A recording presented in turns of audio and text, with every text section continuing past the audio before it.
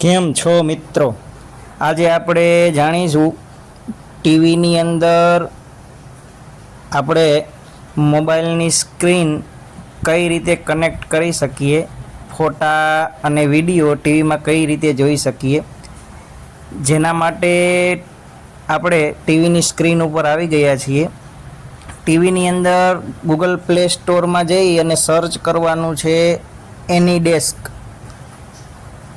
એનીડેસ્ક application Google play સ્ટોરમાં search કરવાની છે અને એને ટીવીની અંદર ઇન્સ્ટોલ કરી લેવાની છે.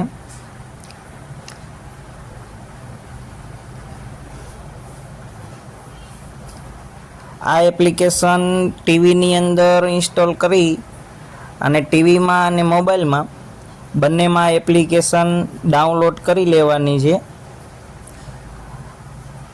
આપણે આ એપ્લિકેશન ડાઉનલોડ કરી રહ્યા છીએ, તમે જોઈ શકો છો સ્ક્રીનમાં. એનીડેસ્ક રિમોટ ડેસ્કટોપ.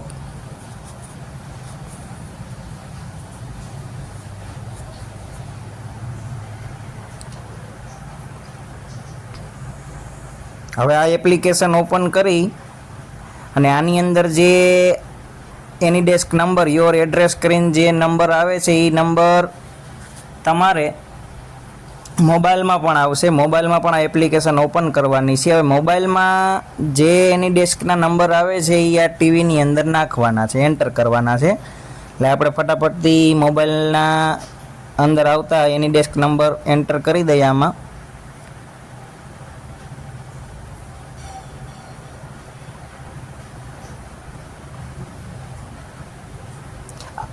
આ નંબર એન્ટર કર્યા પછી મોબાઈલમાં રિક્વેસ્ટ જશે. એ રિક્વેસ્ટ તમારે એક્સેપ્ટ કરવાની છે. એ રિક્વેસ્ટ એક્સેપ્ટ કરવાનો 5 થી 6 સેકન્ડનો ટાઈમ હશે. તમે જોઈ શકો છો આ એક રિક્વેસ્ટ આવી ગઈ છે મોબાઈલની સ્ક્રીનમાં. હવે એ રિક્વેસ્ટ આપણે એક્સેપ્ટ કરવાની છે.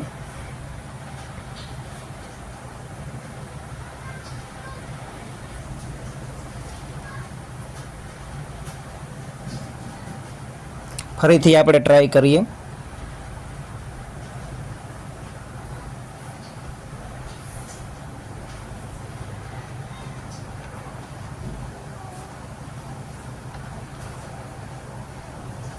આ મોબાઈલમાં એક્સેપ્ટ ઓલમાં ટિક કરી અને એક્સેપ્ટ કરી લેવાનું છે.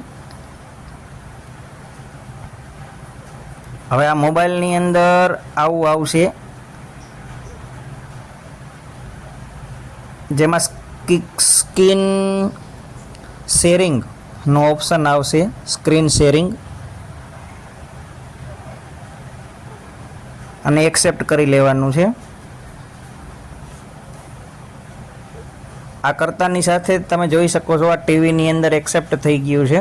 સિઝન સ્ટાર્ટ થઈ ગઈ છે, કનેક્ટેડ લખેલું આવી ગયું છે. હવે આ મોબાઈલની સ્ક્રીન ફોટા તથા વિડીયો ટીવીમાં દેખાશે. તમે જોઈ શકો છો મિત્રો, મોબાઈલની સ્ક્રીન ટીવીમાં કનેક્ટ થઈ ગઈ છે. હવે જે મોબાઈલમાં દેખાય છે તે જ ટીવીમાં દેખાય છે. જો તમને હું બતાવી દઉં.